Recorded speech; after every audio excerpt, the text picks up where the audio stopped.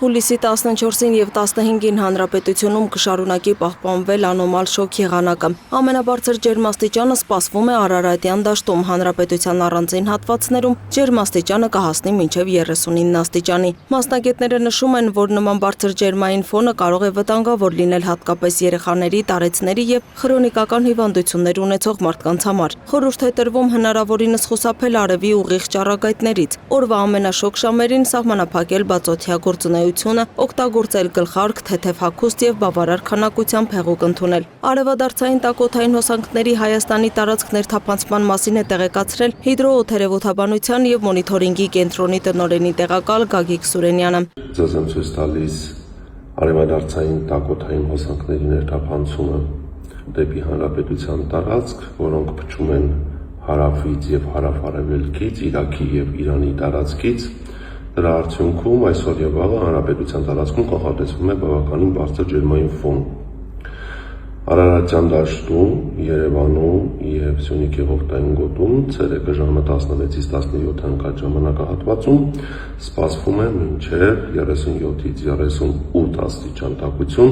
առանձին ցածրադիր գոգավոր հատվածներում ջերմաստիճանը կհասնի մինչև 39 աստիճանի։ Իսկ ահա արդեն սկսած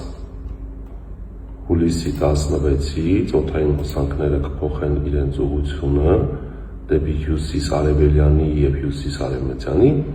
և օդի ջերմաստիճանը, ինչպես եւ արդեն տեղեկացվել է, կսկսի նվազել։ Ըստ կանխատեսումների շոգը երկար չի պահպանվի, հուլիսի 16-ից օդային հոսանքները կփոխեն իրենց ուղղությունը, ինչի հետևանքով օդի ջերմաստիճանն աստիճանաբար կնվազի։ Այդուհանդերձ, մինչև այդ մասնագետները քաղաքացիներին կոչ են անում լինել զգոն, պահպանել անվտանգության պարզ կանոններն ու հնարավորության դեպքում խուսափել կեսօրից մինչև ուշ կեսօր բաց արևի տակ գտնվելուց։ Այնուամենայնիվ նշվում է, որ Հայաստան կներթափանցեն համեմատաբար սառը օդային հոսանքներ։ Իսկ ահա հուլիսի 15-ի ուշ երեկոյան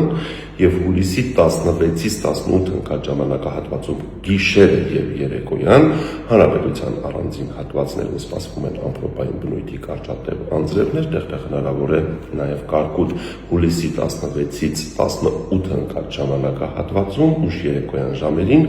ամպրոպային բնույթի կարճատև անձրևներ հնարավոր են նաև Երևան քաղաքի առանձին հատվածներում։ Սակայն մինչև այդ շրջակա միջավայրի նախարարությունից ևս զգուշացնում են, հաշվի առնելով հանրապետության տարածքում հրդեհավտանգ ժամանակահատվածը և առկա խիտ խոտածածկույթը, հնարավոր հրդեհներից և դրանց անկանխատեսելի հետևանքներից խուսափելու համար անհրաժեշտ է պահպանել հակահրդեհային անվտանգության կանոնները, չնետել այրվող լուցկի, չմարված ծխախոտի մնացորդ, չկատարել չոր խոտի, կենցաղային աղբի այրում, խարույկ վառել միայն նախատեսված վայրերում և վերջում մարել ջրով կամ ծածկել հողով։ Տարածքում չթողնել շշեր, ապակու կտորներ, որոնք կնպաստեն հրդեհի առաջացմանը, և իհարկե ցուցաբերել զգուշավորություն և զգոնություն։ Մինչև Հայաստանում առաջիկա օրերից օդի ջերմաստիճանը կսկսի աստիճանաբար նվազել, աշխարհի մի շարք երկրներում անոմալ շոգը շարունակում է նոր ռեկորդներ սահմանել և լուրջ հետևանքներ առաջացնել։ Իրանում Դելհորան քաղաքում հուլիսի 12-ին գրանցվել է +51.5 աստիճան, որն ըստ հիդրոօդերևութաբանության և մոնիթորինգի կենտրոնի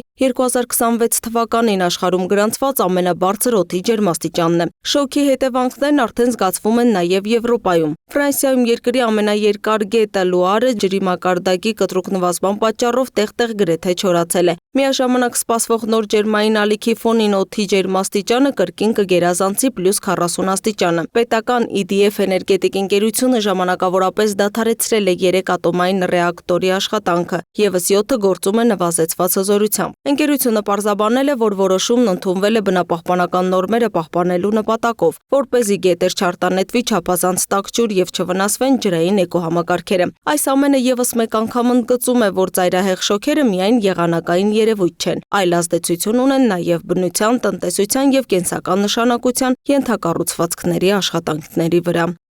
Լուսինե Գրիգորյան, Free News, Ազատ լուրեր։